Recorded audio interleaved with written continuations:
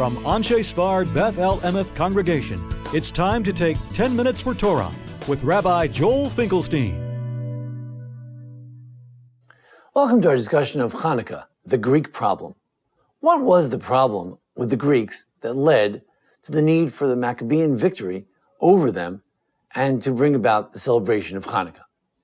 If we look in the sources, we find many, many different stories about what the problem was. If we look in the Gemara of Shabbos, the classic source, it was the Timu Kol Hashmanim Shebeheichal. They defiled all the jugs of oil. That's what it says. They entered the temple and they defiled all the jugs of oil. So it was all about oil, as we know the Talmud was very focused on the miracle of the oil that saved us from this. So it was a matter of purifying the temple from the oil. The book of Maccabees, which was, of course, on the one hand, it's from that period, but it's not from a reliable source. We don't view that as really part of our tradition. But there they said that it was the very day when the Gentiles had profaned it, that the Gentiles had particularly profaned the sanctuary on that day. Why? Well, we know that in the Talmud there's a mention of a pagan holiday, Kalandra, which was particularly at this time of year, and this is in many ways a reference to that the Gentiles said, oh, you should celebrate Kalandra, this winter solstice holiday, and you're going to celebrate in your sanctuary. And then on that very day, we dedicated the temple on the day when they dared to make us commemorate, celebrate their holiday.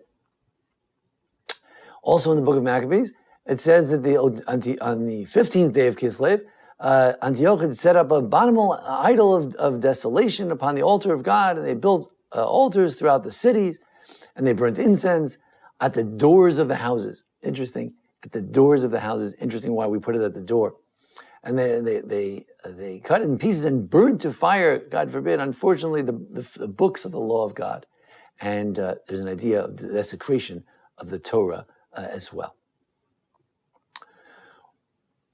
The Josephus, an ancient Jewish historian, he, again, you have to take him with a grain of salt, whether he was a great scholar, whether he was being completely honest with the Romans for whom he wrote the book. But he said that the king built an idol altar upon the altar and of God, and he slew a swine upon it.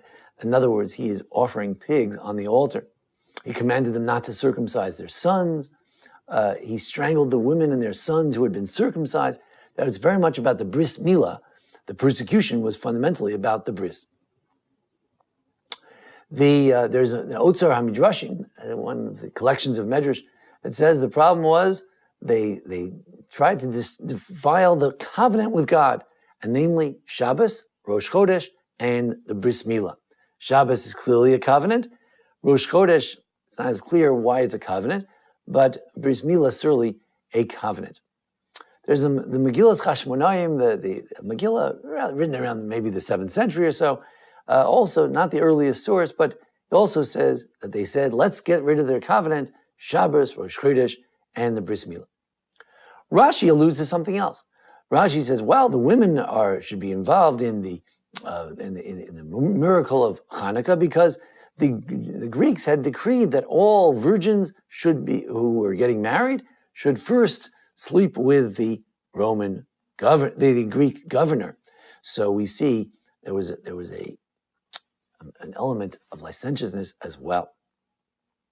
The Baal HaTurim says that the Greeks decreed that the wives should not immerse in the mikvah. Where's the Baal HaTurim living in the 15th century? Where did he get that from? So there's a Midrash L'Chanukah, also in a collection of Midrashim. And there it says, first the Greeks decreed that we should declare on all of our oxen that we have no portion in the world in the God of Israel. First they declared about, we should write on the bricks, so we got rid of our bricks. We should write that on our oxen, we got rid of our oxen. And then they said that anyone who gets married, then they said that the women should not go to the mikveh. And that's where he gets this medrash, that's where he gets that idea from. The women should not go to the mikveh. So the husbands stayed away from their wives. They said, well, whoever gets married should go to the hegemon first. And then the interesting story where the daughter of Yochanan Kohen Gadol convinced her brothers, Yehuda Maccabee and others, that it's a desecration, it's terrible that they're forcing the Jewish girls to do this, and they destroyed and they killed the Roman emperors, the Roman leaders. The Mishnah Mido says there was another problem, that they breached the walls. There were 13 breaches in the wall that they breached, and because of that, they instituted various bowings and various gates were instituted. What about the Rambam? How does the Rambam codify the whole notion of persecution? So the Rambam writes that the problem was they issued decrees against the Monam Uvnoteim. They tried to nullify our faith and didn't let us keep the Torah, and they pashtu yadam, they extended their hands against our daughters and our money. So we see it was a monetary thing, taxation, and also idea of defilement of the Jewish daughters. What about Al Nisim and our prayers? What do we say there? Well, it says they tried to make us forget the Torah, lashkicham Torah to take us away from make us transgress the Torah. And later our sons, the sons of God, the Jewish people came and they what? They cleared the sanctuary. They purified the sanctuary and liku neros and lit the candles. Apparently, it was a defilement of the sanctuary. So the Rambam codifies the oppression of the women, monetary oppression, disgrace. The Al Nisim talks about making them forget the Torah. And finally, you have the idea that Sukkot had been canceled. In the book of Maccabees, it says that they were not able to celebrate Sukkot, so they try to celebrate Sukkot on Chanukah, something like that. Strange idea, but somehow the vestige of this is retained in the Talmud as well. The opinion of Beis Shammai, who say that we should light the candles, the way they bring sacrifice on Sukkot, there's some connection to Sukkot having been canceled. That's also part of it. So we have so many different meanings of what it was. What was the problem with the Greeks? Well, they took our money, they took our daughters, they canceled Rosh Chodesh, they canceled Shabbat, they canceled the bris, they opposed the Torah, they defiled the oils, they canceled Sukkot, they defiled the altar, they breached the walls.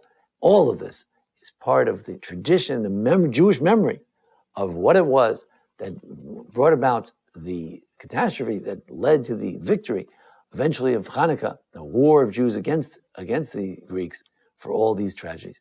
And within our various practices of Chanukah, we have various elements of it. It's an 8-day holiday, remembering perhaps Sukkot. It's on the 25th, reminding us of the pagan holiday that they had forced upon us. It always falls on Rosh Chodesh. It always falls on Shabbat, remembering that they try to cancel those holidays. We read about the temple dedication because it's about purifying the temple. We light the menorah, remember that they defiled the sanctuary. And we have Chanukah Gel to remember perhaps that they tried to attack our money as well. Women have a special obligation, special role in Chanukah because of the special oppression of women took place. All of the reasons for Chanukah are somehow, they're buried inside the various practices of Chanukah, and it tells us a lot about the origins of the story.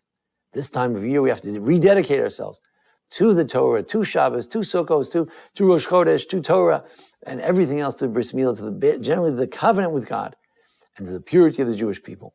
Because this is a time when they tried to defile it, we have to try to renew ourselves to be even stronger in our dedication to it.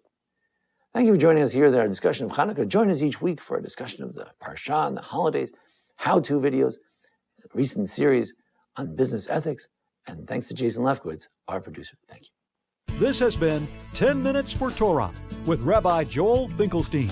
To learn more, visit asb.org.